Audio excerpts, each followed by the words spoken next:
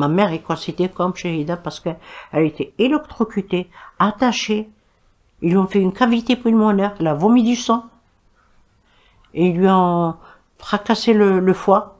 Elle a fait une hépatite avec ce qu'elle a reçu comme coup sur la tête, une fracture. Sur le foie, elle a fait un ictère. Après l'indépendance, jusqu'aux 80 où elle est morte avec une cirrhose de foie.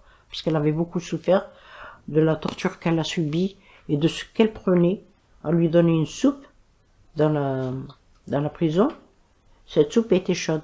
Elle mettait son mouchoir dans la soupe et elle se faisait des compresses sur sa tête parce qu'elle avait une ouverture sur le crâne. Et pour le poumon, elle a eu une cavité pulmonaire parce qu'elle a été attachée en arrière et quand elle a été attachée, ils lui ont fait un craquement pulmonaire et elle a craché du sang.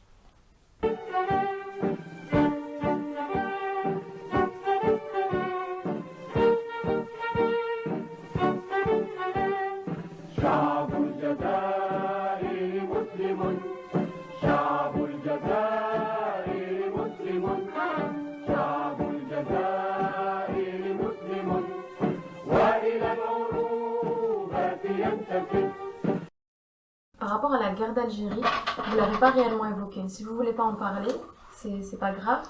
Mais comment est-ce que vous l'avez vécu en fait? Je ne dirais pas que je n'ai pas tendu ma main, j'ai tendu ma main, j'ai aidé. J'ai commencé par Taïb Ibrahim Fatia, qui a perdu sa sœur Sherifa, qui a été tuée, au pont, la rentrée de Sidi Belabès, avec la fille Soraya Benjimred et le jeune Benjimred, son petit frère, ces trois. Et ma connaissance, j'ai appris avec Fatia Adim. Elle avait un grand magasin de tissus. Ce n'était qu'une couverture où elle recevait là tous les gens qui participaient, parce que là, tout le monde était obligé à donner une cotisation à la rébellion, pour maintenir la rébellion, le régime des rebelles. Et là, vous êtes obligé, c'est pas comme vous voulez vous, mais vous êtes obligé de verser une petite somme tous les mois. Et là, moi, j'ai fait ma part. Comme je travaillais, je risquais ma vie. J'étais obligé d'assumer mes arrières. Là, on recevait, on nous demandait quelque chose, par exemple du coton, quelque chose, on leur donnait, sans manière, hein. Ils étaient obligés. Sinon, c'est la guillotine. Hein? On n'était pas à l'abri du malheur. Et apparemment, ça a continué comme ça, et avant l'indépendance, quelqu'un est venu, celui qui me construisait la maison, 59, est venu, prenait la cotisation tout d'abord, puis après il s'est installé chez nous par force, en nous emmenant 2 personnes qui ont perdu brutalement leurs parents, qui ont été tués par l'armée française, et qu'ils ont séjourné. Nous, c'était pas, ils étaient pas armés ni rien, c'était des personnes correctes qui ont séjourné chez nous quelque temps. Et ma mère, d'avoir séjourné ces gens-là, ils l'ont prise en prison, ils l'ont électrocuté de tous les côtés, ils l'ont massacré, et jusqu'à sa mort, n'a eu jamais eu de dossier, ni son nom sur l'ordinateur, ni de papier, ni de fiche communale, ni rien. Elle est morte, il n'y a même pas eu son nom sur l'internet, comme il y a le nom des autres. Par contre, moi, ils m'ont donné un certificat de reconnaissance d'avoir participé à la cotisation et à tout ce que, bon, entre parenthèses, tout ce qui a été fait, comme aide et secours et tout ça, mais sans aucune notion. Une attestation, comme si on vous donne un bout de papier, tenez, merci d'avoir aidé. Au revoir et merci. Je n'ai jamais rien eu, rien touché, aucune pension, rien du tout. Pas de pension shahada? Ah non. Ma mère est considérée comme shahida parce qu'elle a été électrocutée, attachée. Ils lui ont fait une cavité pulmonaire, elle a vomi du sang. Et ils lui ont fracassé le foie. Elle a fait une hépatite avec ce qu'elle a reçu comme coup sur la tête, une fracture, sur le foie. Elle a fait un ictère après l'indépendance jusqu'aux 80 où elle est morte avec une cirrhose de foie, puisqu'elle avait beaucoup souffert de la torture qu'elle a subie et de ce qu'elle prenait. On lui donnait une soupe dans la prison. Cette soupe était chaude. Elle mettait son mouchoir dans la soupe et elle se faisait des compresses sur sa tête parce qu'elle avait une ouverture sur le crâne. Et pour le poumon, elle a eu une cavité pulmonaire parce qu'elle a été attachée en arrière et quand elle a été attachée, ils lui ont fait un craquement pulmonaire et elle a craché du sang. Combien de temps elle est restée? Ben, elle est entrée en 61, je crois, 61 jusqu'au cessez-le-feu, parce qu'il y a eu le cessez-le-feu, ils l'ont lâché. Ouais. Est-ce que vous avez été amené à soigner des personnes qui ont été torturées? Non, je n'ai pas soigné avant. Bon, À je l'hôpital? n'ai pas soigné, j'ai fait l'entretien. Ah non, à l'hôpital, non. Moi, je n'étais pas dans un service de chirurgie. Moi, j'étais en gynéco-obstétrique. Moi, je recevais les femmes qui accouchaient, qui avaient des problèmes de femmes, mais pas en chirurgie. Mais on était obligés, on avait un message qu'il fallait contrôler la personne que les gens tuaient, que Moudjahidine tuait. Tout ce qui était comme, je sais pas moi, un rapporteur, machin, comme ça, indicateur et tout ça. Et il fallait qu'on leur dise, oui, telle personne, elle est dans le frigo, elle est morte, voilà comment elle a été assassinée. Par les Moudjahidines, par les FIDA. On était obligé de contrôler ça. Et c'est ce qu'on faisait. Parce que l'accès au frigo de l'hôpital, personne n'avait l'accès au frigo, sauf le personnel. Nous, on avait l'accès parce qu'on prenait les bébés, qui étaient les morts-nés, on les prenait. Et là, il fallait vérifier. Une fois, on trouve une jambe dans un aquarium, une fois une tête dans un aquarium, une fois, c'est des gens qui tuent, les FIDA. Et la déclaration, vous la faisiez à l'administration française? Non, c'était le Moudjahidine, discrètement. D'ailleurs, il y a des gens avec qui vous travaillez, vous ne les connaissez pas. Vous ne connaissez pas leur nom, vous ne savez pas qui ils sont.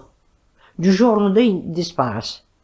Moi, je sais, quand ils ont pris ma mère, moi, je me suis évadée parce que j'avais intérêt à partir. Puisque j'étais déjà infirmière et tout, je risquais d'avoir de gros problèmes.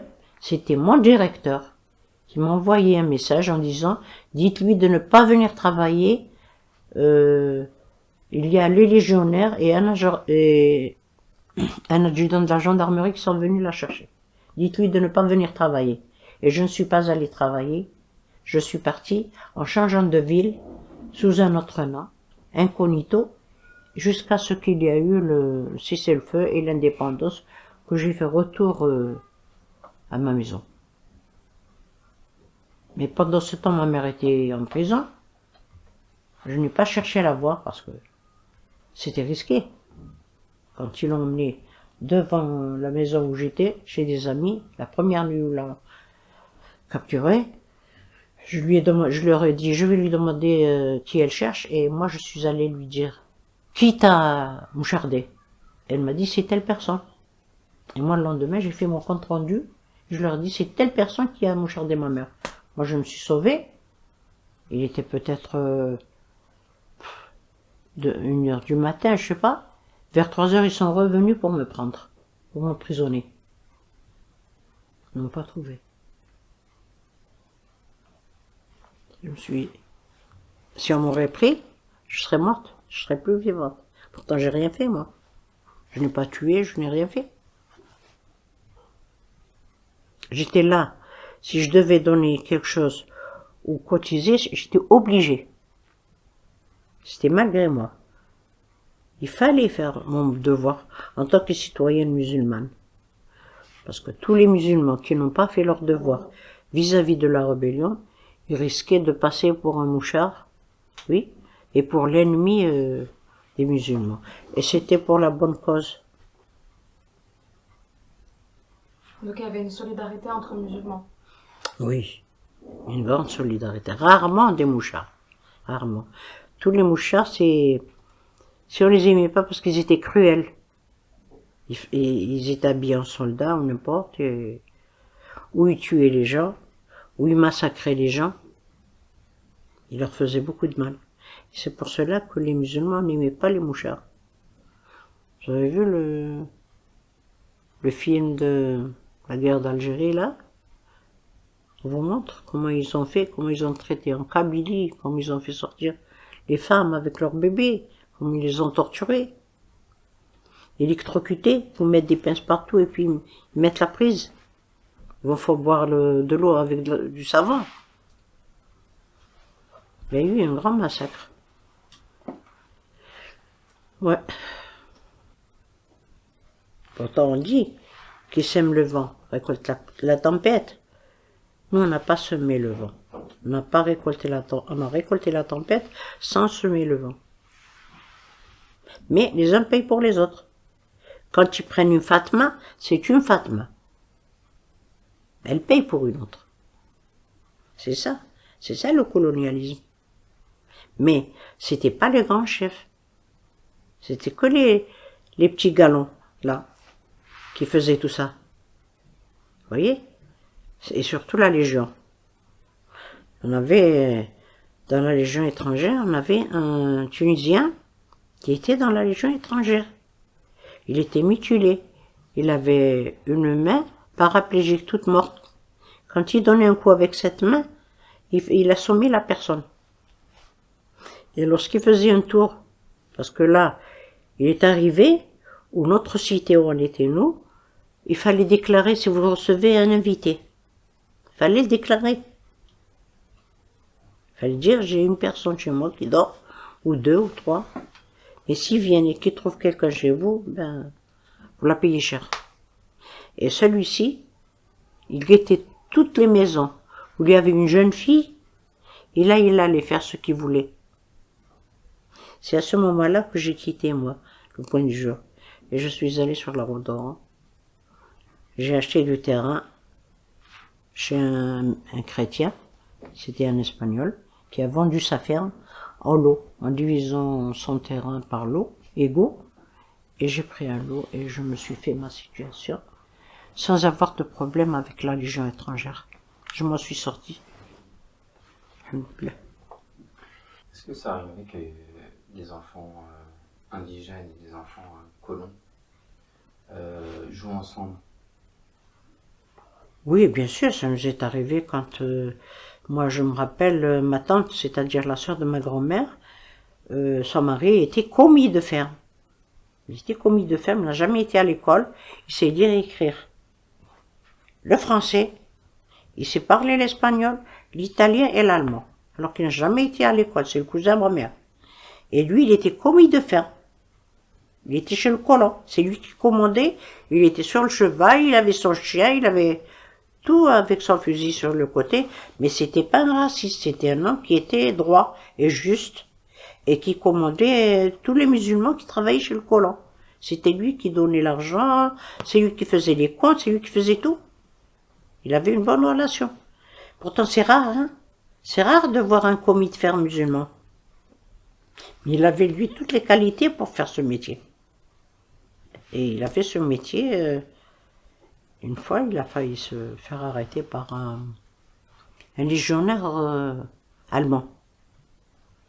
Et mon oncle là, il avait une voiture, il est venu, il lui dit, je sais pas qu'est-ce qu'il lui a dit, il a dit en allemand. Il lui a dit en allemand. Il a dit, ce qui vous a fait Hitler, comme ça, vous croyez au moment d'Hitler. Ce que vous avez fait aux autres, vous voulez nous le faire à nous? Vous n'êtes pas ici en Allemagne. Et l'homme, il s'est retiré. Il n'a pas avancé vers mon oncle. Il a dit, bon, allez, partez. Ouais. Il fallait les comprendre et leur donner leurs points faibles, tu vois, aux militaires. Tu es de telle tribu, tu viens pas me commander, moi je suis pas de ton côté, je suis pas ton ennemi, pourquoi tu viens me commander ou me faire du mal?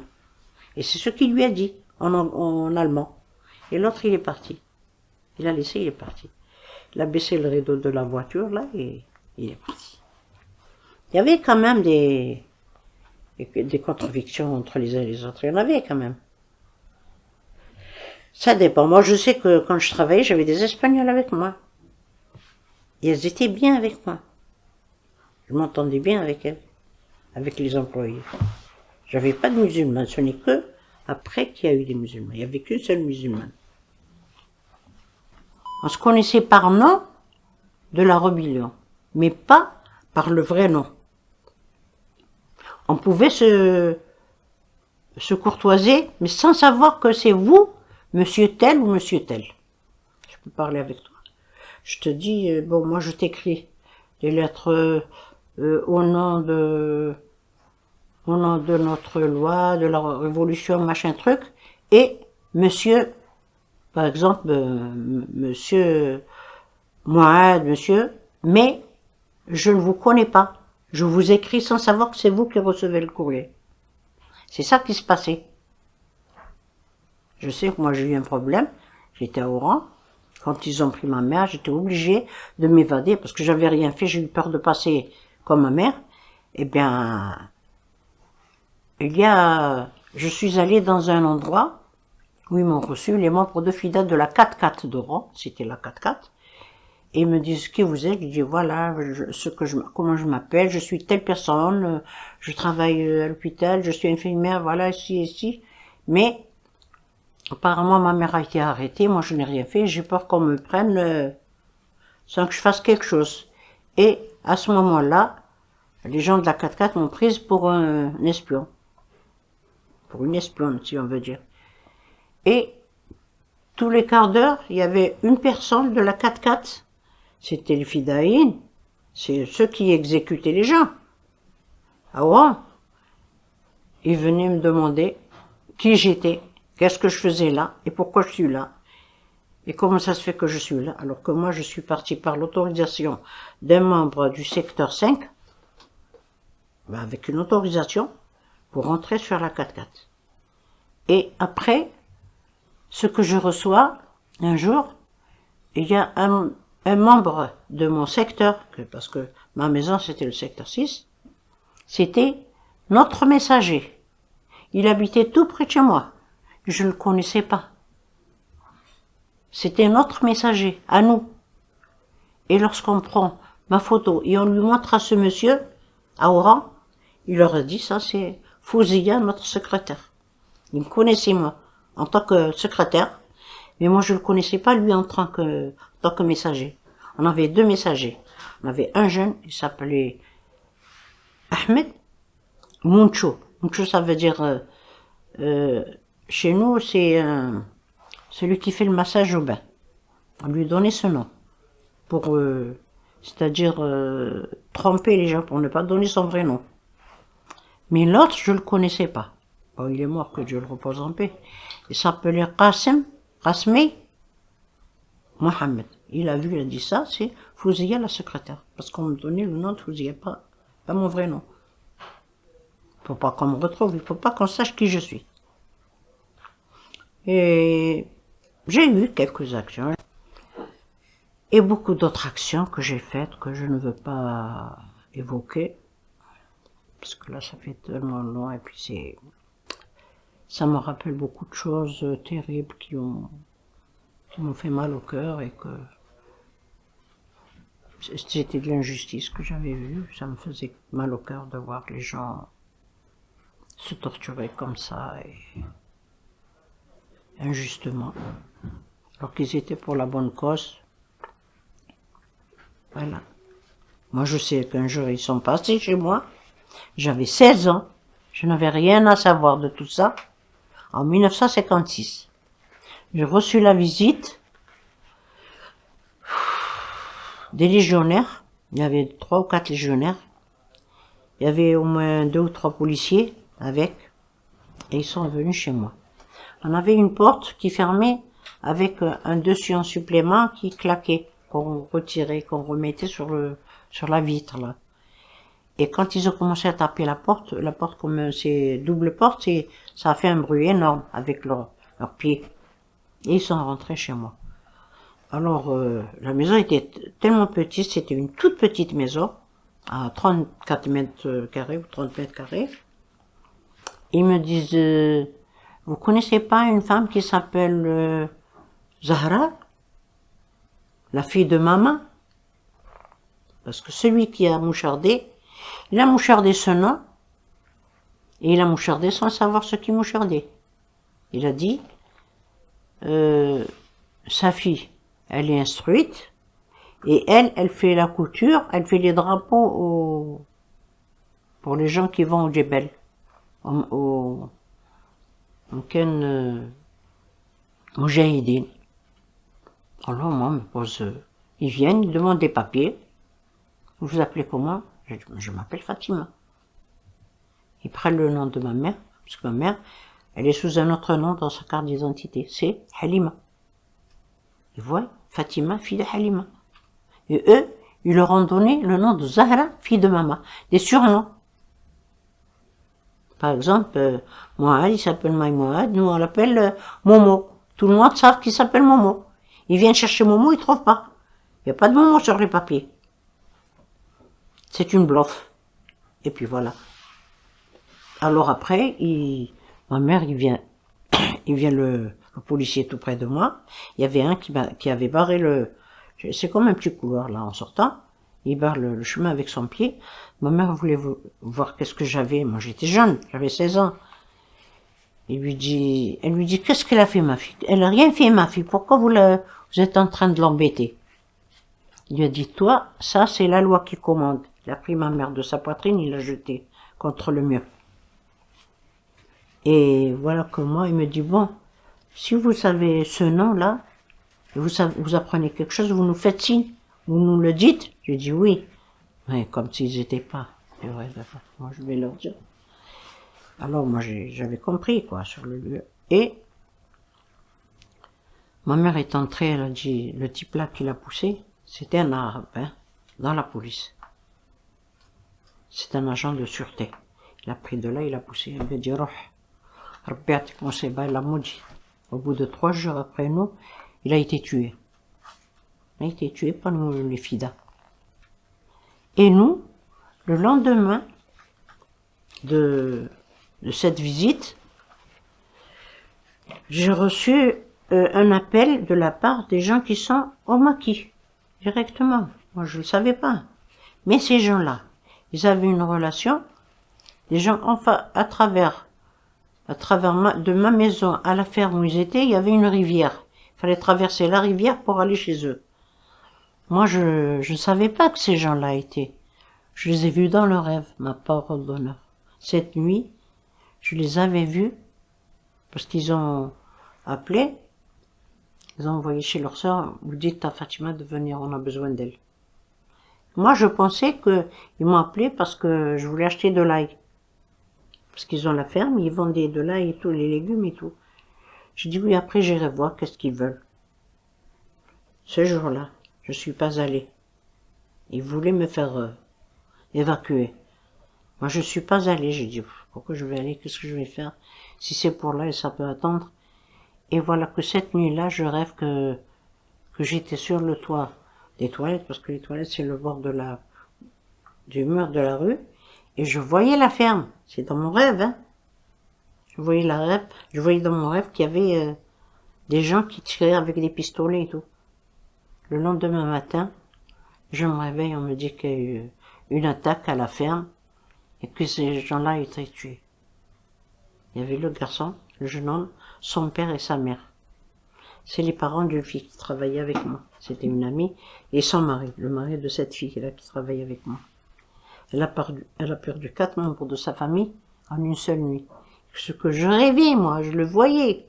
Je voyais la science, comment elle se passait. Wallah, j'ai vu. Est-ce que vous avez fait les choses pour quelle raison avez-vous fait les choses que vous avez faites pour la libération de l'enfant? Pour défendre la bonne cause. C'est quoi la cause? Parce que là, moi je suis citoyenne, je suis musulmane, je suis mise de côté. Je n'étais pas chrétienne, j'étais musulmane. Et dans la religion musulmane, il dit battez-vous pour votre terre. C'était la terre algérienne, qu'il fallait se battre pour cette terre. Et moi, je ne me suis pas battue toute seule. Moi, je connaissais rien de tout cela. Quelqu'un est venu. Il a demandé à ce que j'adhère. Je sois cotisante. Je dois cotiser malgré moi. Et quand ils ont vu que j'étais seule avec ma mère et tout, ils nous ont imposé d'être le refuge des militaires et des fidas. Voilà. Des moujahidines et des fidas. Et on était là. On leur faisait la nourriture, on leur lavait le linge, on les soignait, on leur faisait tout. Jusqu'au jour où il y a eu la dissolution du refuge. Et qui a été dissous, puisqu'ils ont pris ma mère, et moi je me suis sauvée. Jusqu'au jour où ils ont eu je ne suis retournée à Sidi Bel Abbès que le jour où il y a eu la Bahbutat, Ben Bella, Aït Ahmed, Boudiaf, tout cela, ils sont partis au Maroc pour faire la réunion et prendre la décision je pense que c'était là le moment où ils ont pris la décision pour les trucs de Vittel, là, qu'on appelait. Accord d'Évian. Ah, les accords d'Évian, je dis Vittel. C'est l'accord d'Évian, oui. Je sais que c'était le nom de... Non, je ne me rappelle jamais les accords d'Évian. Je dis toujours Vittel. Et c'est là que je pense que ils avaient fait des accords d'Évian et ils sont passés pour exécuter les ordres qu'ils ont fait pour qu'on remette le bien aux Algériens. Et c'est là qu'ils ont donné l'indépendance, où De Gaulle avait parlé en disant je vous ai compris et qu'il a donné le bien des Algériens aux Algériens. Mais parmi les Algériens, il y avait des escrocs et qui se sont fait, je sais pas moi, ils se sont cachés derrière certainement en disant moi je faisais ça, machin et tout. Après ils ont été découverts. Fallait pas tromper, vous voyez. Vous avez vu ce qui se passe maintenant?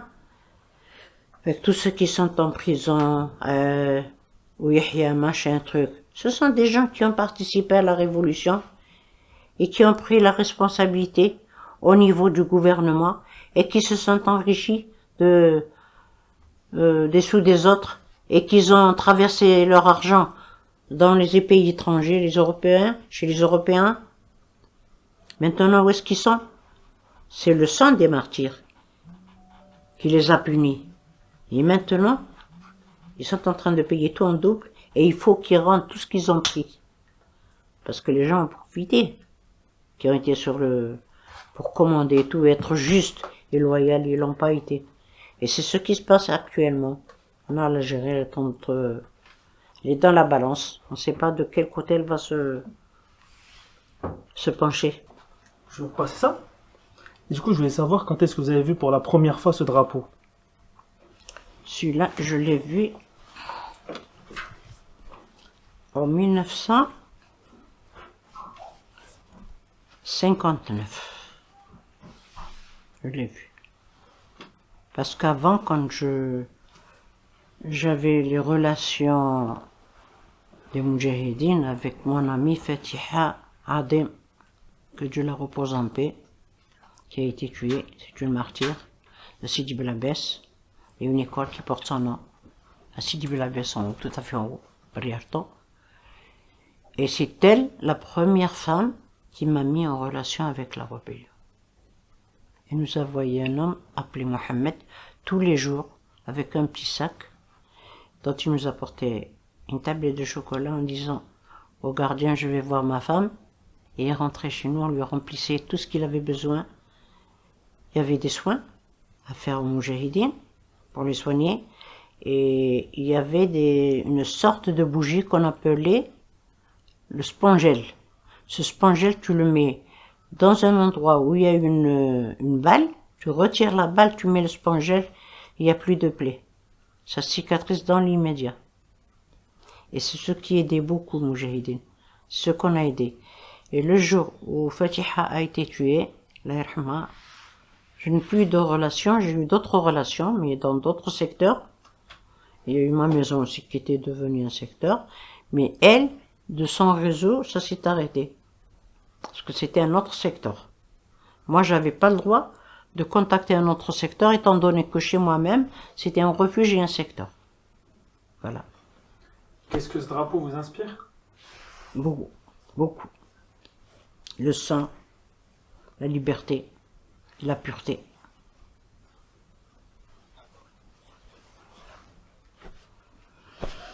Et que Dieu nous donne beaucoup de bénédictions en rapport à ceux qui se sont battus pour l'avoir.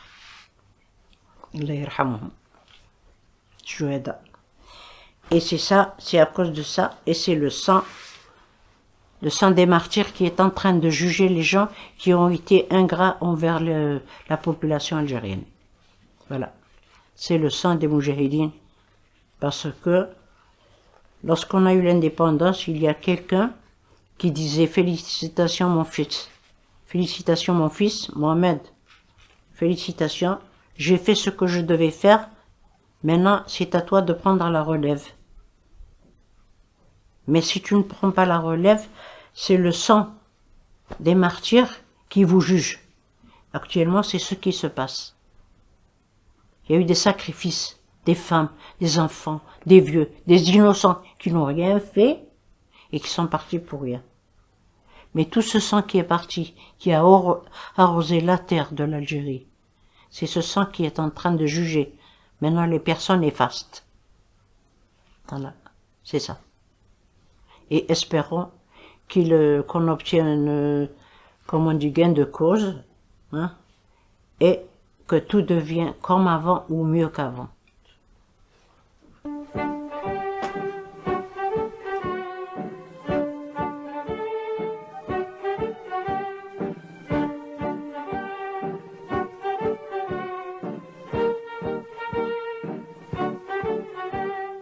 شعب الجزائر مسلم